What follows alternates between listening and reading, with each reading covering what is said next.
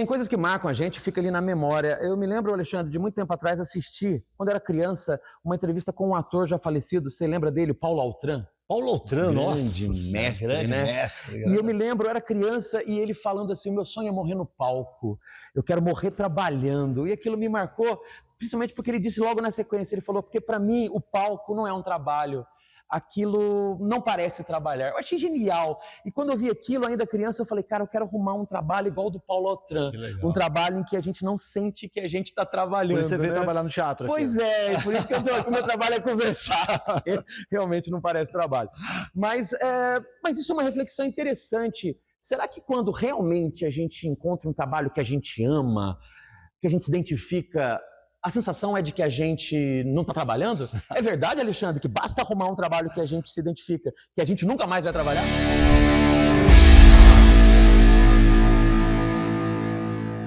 Mais ou menos, eu ouço muito isso em palestra. Palestra é um clichê, isso. Arrume o que você ama, que você nunca mais vai trabalhar na vida. Verdade. É meio que um clichê, volta e meia a gente vê coach falando isso.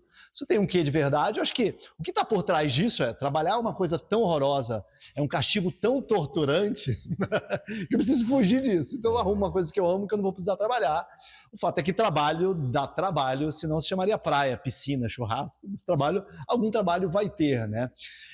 Eu não consigo sugerir uma estratégia melhor para você profissional do que escolher aquilo que você ama, porque naquilo que a gente gosta, a gente se aprofunda mais, a gente dedica mais horas, a gente tem mais chance de se tornar melhor. Jornadas extenuantes não vão ser tão extenuantes. Você está fazendo alguma coisa no flow que você gosta. Então, eu acho que é difícil a gente sugerir uma estratégia melhor de carreira, de profissão, do que escolher alguma coisa que você já tenha, uma aptidão natural que você goste.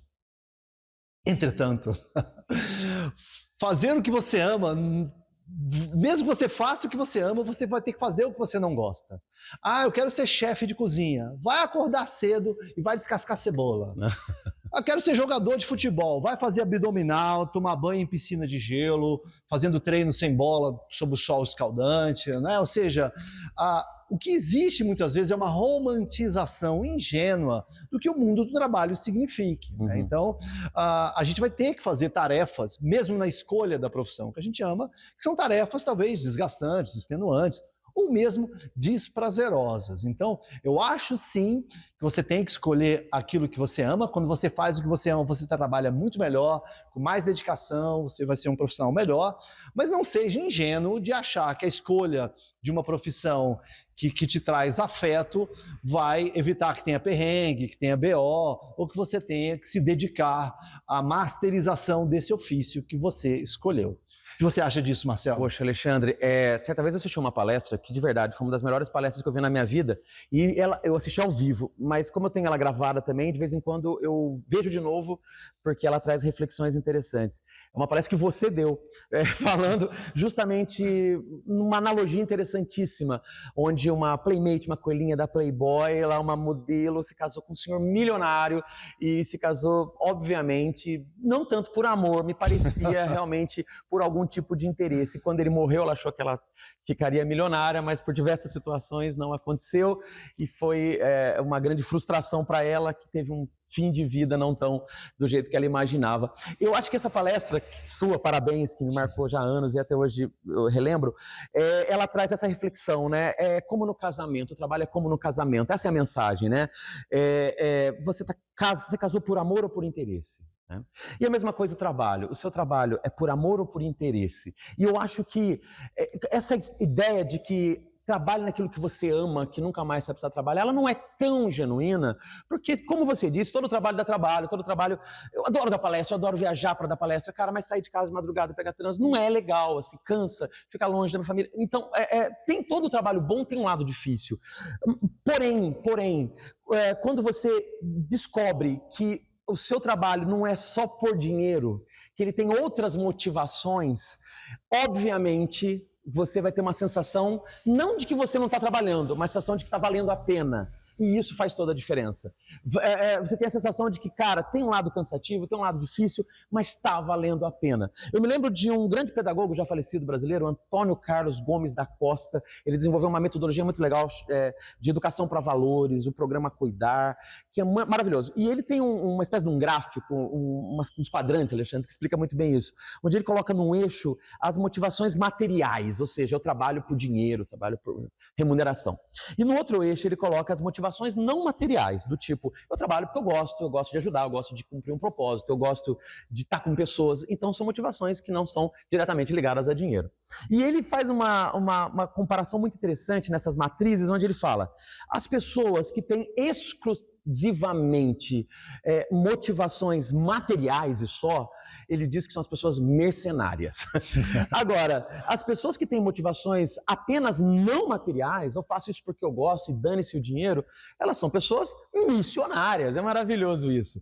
Do mesmo jeito, tem gente que não sabe por que está trabalhando, não tem nem motivação material e nem não material. São as pessoas demissionárias.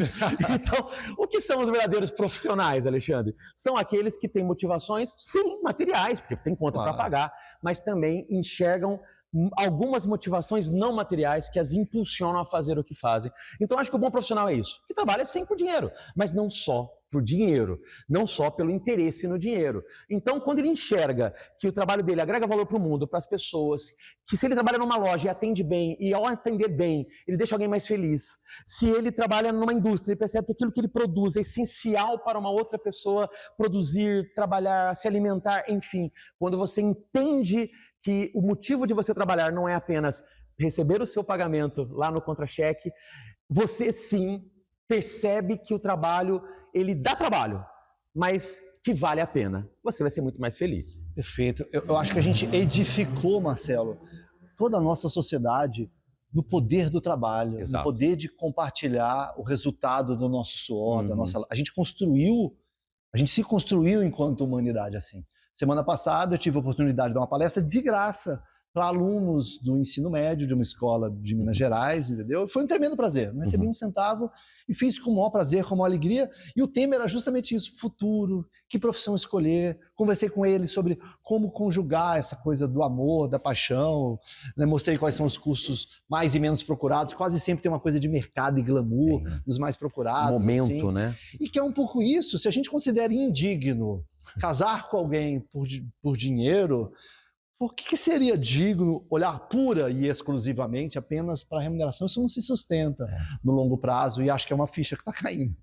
Como eu gosto muito de falar de gerações, eu vi um vídeo muito engraçado de uma menina que ela falava que assistiu uma palestra na escola dela, foi uma palestrante, falou assim, tem que escolher o que você ama, porque se você escolher o que você ama, você vai gostar e não vai trabalhar. Fala, gente, está tudo errado, entendeu? Eu amo pipoca. Se eu virar pipoqueiro, eu vou odiar pipoca. Nunca mais vou querer comer pipoca. Eu amo maquiagem. Se eu ficar o dia inteiro fazendo maquiagem nos outros, eu vou odiar maquiagem. Que genial. Nunca pensei por esse lado. Eu falei, gente, o que a gente vive, então, é uma completa ressignificação do que é trabalhar, do que é ser feliz.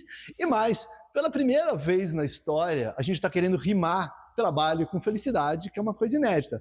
As gerações antigas, elas tinham um propósito. O propósito era sustentar a própria família, entendeu? Não morrer de fome. Né? Sobreviver era um propósito dos mais dignos.